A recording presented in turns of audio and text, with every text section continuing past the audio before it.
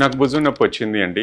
Injection తోటి తగ్గిపోతుందా? Operation అన్నారు. నాకు ఇంజెక్షన్ ఇస్తే సరిపోతుంది కదా! ఇంజెక్షన్ ఎప్పుడు చేయించుకోవాలి? ఆపరేషన్ అవసరం ఏంటి? దీనికి ఇంజెక్షన్ తోటి పర్మనెంట్ రిలీఫ్ రాదా? అన్న క్వెషన్స్ చాలా మందికి ఉంటాయి. దీని గురించి వివరంగా తెలుసుకుందాం. నేను doctor Ratnakar, consultant orthopaedic surgeon, Apollo hospitals, Jubilee Hills. భుజం నొప్పి సర్వసాధారణం. ఎక్కువగా షుగర్ పేషెంట్స్కి చూస్తూ ఉంటాం. నార్మల్ పేషెంట్స్ కూడా చూస్తూ ఉంటాం. దీనికి గల కారణాలు ఏంటంటే మనకి వెంటనే గుర్తురావు. ఎప్పుడో ఏదో పైనుంచి తీయటం, లేకపోతే ఏదో లగేజ్ లాగేటప్పుడు ఎక్కడో బెణుకుతూ ఉంటుంది. మనం ఆ షోల్డర్ అనేది చాలా కామన్గా వాడవు. ఈ నొప్పి అనేది పెరిగి దాన్ని ఫ్రోజన్ అయ్యే అవకాశాలు ఎక్కువ ఉంటాయి. బిగుసుకుపోతూ ఉంటుంది. ఇంజెక్షన్లు ఎవరిలో పనిచేస్తుంది అని ఇంజెక్షన్లు ఎవరిలో పనిచేయదని ఖచ్చితంగా ఎవరని చెప్పలేం. ఇప్పుడు ఫ్రోజన్ షోల్డర్ ఉన్నది అని అంటే 50% వరకు స్టిరాయిడ్ ఇంజెక్షన్ వల్ల చాలామందికి మెరుగవుతుంది, నార్మల్ అవుతూ ఉంటారు. కొంతమందికి అయితే అది రిలీఫ్ ఇవ్వదు. దాని నెక్స్ట్ ప్రక్రియ ఏం చేయాలి?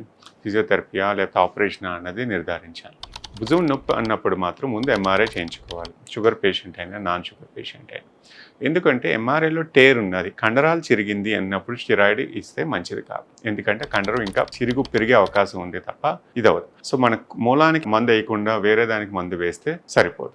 అప్పుడు ఇంకా ప్రాబ్లమ్ పెంచుకుంటూ ఉంటాం. క్యాప్సూల్ ఒకటే టైట్గా ఉంది, లేకపోతే కొంచెం ఇన్ఫ్లమేషన్ అంటాం సబ్యాక్రమల్, దానివల్ల నాకు ఇబ్బంది తెలిసింది అని ఎంఆర్ఐలు నిర్ధారించుకొని కండరాలన్నీ బాగానే ఉన్నాయి, ఏం చిరగలేదన్నప్పుడు స్టిరాయిడ్ ఇంజెక్షన్ ఇస్తే చాలామందికి లాభం పొందే అవకాశం ఉంది. ఎంఆర్ఐలో కండరం చిరిగింది, కఫ్ టేర్ ఉన్నది, నాకు కండరం పనిచేయట్లేదు, దానికి కారణం చూడాలి తప్ప దానికోసం స్టిరాయిడ్ ఇస్తే ఇంకా నష్టం చేసుకుంటున్నారే తప్ప లాభం కాదు.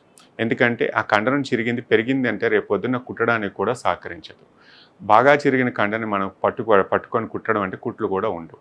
సో దీనివల్ల ఇంకా నష్టపోతున్నారే తప్ప లాభం కాదు. స్టిరాయిడ్ ఇంజెక్షన్ వల్ల మేలు జరుగుతుందా, నష్టం ఉందా అన్నది మాత్రం ఎంఆర్ఐ తర్వాత మీ డాక్టర్ సంప్రదించి దీనివల్ల ఏంటి లాభం, అశ్రద్ధ చేస్తే ఏమవుతుంది, వెంటనే చేయించుకుంటే ఎంత లాభం వస్తుంది అన్నది మాత్రం తెలుసుకోవాలి. ఎందుకంటే కఫ్ టేర్ అంట, ఇది చిరిగిన తర్వాత సంవత్సరానికి చాలామంది వస్తుంటారు, లేదా 2 సంవత్సరాల తర్వాత వస్తారు. ఎప్పుడో చెప్పారండి, నేను ఇప్పుడు ఇంకా అప్పుడు నాకు కుదరలేదు, ఇప్పుడు ఇంకా అసలు రావట్లేదు, చేయించుకుందాం. అలాంటి వాళ్ళకి చాలామందికి ఏంటంటే కండ సాంద్రత కూడా తగ్గిపోతుంది. ఆ కండ బలం తగ్గిపోయేసరికి కుట్లు కూడా నిలబడవు.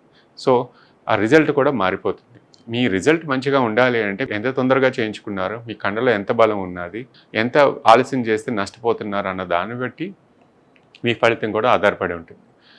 సో కుట్టడానికి కండ సహకరించినప్పుడు మనం ఎన్ని కుట్లు వేసినా అది నిలబడదు. సో దానికి రిజల్ట్ మంచిగా ఉండాలంటే ఎర్లీగానే ట్రీట్ చేసుకోవాలి.